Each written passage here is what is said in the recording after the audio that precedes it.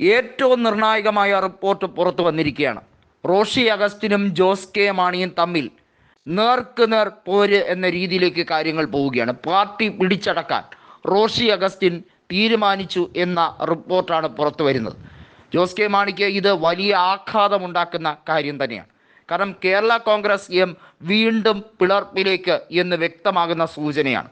റോഷി അഗസ്റ്റിന് ഇടുക്കിയിൽ ജയിച്ചേ മതിയാവുകയുള്ളൂ. അതിനുവേണ്ടി UDFിൻ്റെ ഒപ്പം പോകാനും അദ്ദേഹം തയ്യാറാണ്. അതിനുവേണ്ടി PJ ജോസഫ് ഗ്രൂപ്പിലേക്ക് ലയിക്കേണ്ടി വന്നാൽ അതിനും തയ്യാറായി തന്നെയാണ് റോഷി അഗസ്റ്റിൻ നിൽക്കുന്നത്. കാരണം ഇടുക്കി എന്ന തട്ടകം വിട്ടുകൊടുക്കാൻ റോഷി തയ്യാറല്ല. യഥാർത്ഥത്തിൽ റോഷി ഒരു കുടിയേറ്റക്കാരൻ എന്ന രീതിയിലേക്കാണ് ഇടുക്കിയിലേക്ക് വന്നത്.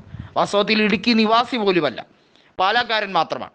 അതായത് കെ മാണിയുടെ ബന്ധു കൂടിയായിട്ടുള്ള റോഷി അഗസ്റ്റിൻ പാലായിൽ നിന്നും കൃത്യമായി ഇടുക്കിയിലേക്ക് എത്തുന്നത് കെ മാണിയുടെ നിർദ്ദേശപ്രകാരമാണ്.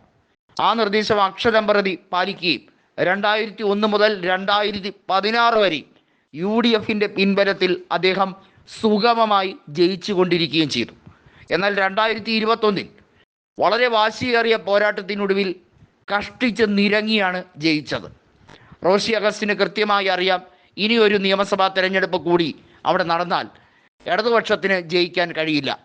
ആ ലേബലിൽ താനാണ് നിൽക്കുന്നതെങ്കിൽ 8 നിലയിൽ പൊട്ടുമെന്ന് റോഷി അഗസ്റ്റിന് കൃത്യമായി അറിയാം. അതുകൊണ്ട് തന്നെയാണ് അദ്ദേഹവും അദ്ദേഹത്തിൻ്റെ അനുകൂലികളും കൃത്യമായി ആ തീരുമാനം എടുത്തിരിക്കുന്നത്. അതായത് ജോസ് കെ മാണിയെ തള്ളി പറയുക, അതേ ഉള്ളൂ ഇനി ഒരേ ഒരു വഴി.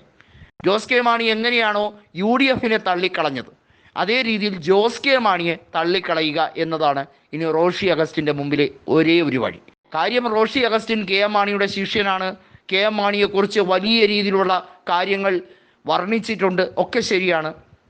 കെ മാണിയുടെ കുടുംബവുമായി റോഷി അഗസ്റ്റിന് അഗാധമായ ബന്ധമുണ്ട്.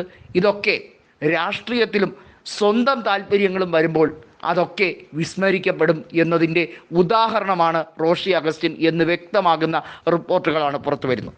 അതായത് മന്ത്രിസ്ഥാനത്ത് ഉറച്ചിരിക്കണമെങ്കിലും, അതായത് UDF ഇനി കൃത്യമായും ഏത് രീതിയിലും മേൽക്കോയ്മ നേടും എന്ന് വ്യക്തമായി കഴിഞ്ഞിരിക്കുന്നു.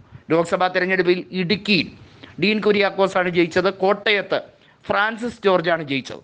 കേരള കോൺഗ്രസ് ജോസഫ് ഗ്രൂപ്പിൻ്റെ ഒരു മധുര പ്രതികാരം കൂടിയാണ് ഇത്. റോഷിയും ജോസ് കെ മാണിയും കൂടി തമ്മിൽ തെറ്റുമ്പോൾ അത് മധ്യ കേരള രാഷ്ട്രീയത്തിൽ ഒരു വലിയ രാഷ്ട്രീയ ഭൂചലനം തന്നെയാണ് എന്ന് പറയാതിരിക്കാൻ വയ്യ. റോഷിയും ജോസ് കെ മാണിയും തെറ്റിപ്പിരിയുന്നത് വാസ്തവത്തിൽ കൃത്യമായും പ്രവചിച്ചിരിക്കുന്നത് നേരത്തെ PJ ജോസഫായിരുന്നു. ഈ പാർട്ടി ഇങ്ങനെ മുന്നോട്ട് പോകില്ലെന്നും അത് കഷ്ണങ്ങളായി പിളർന്ന് നാമാവശേഷമാകുമെന്നും അന്നേ തന്നെ PJ ജോസഫ് പറഞ്ഞതാണ്. അതാണ് വാസ്തവത്തിൽ ഇപ്പോൾ സംഭവിക്കാൻ പോകുന്നത്.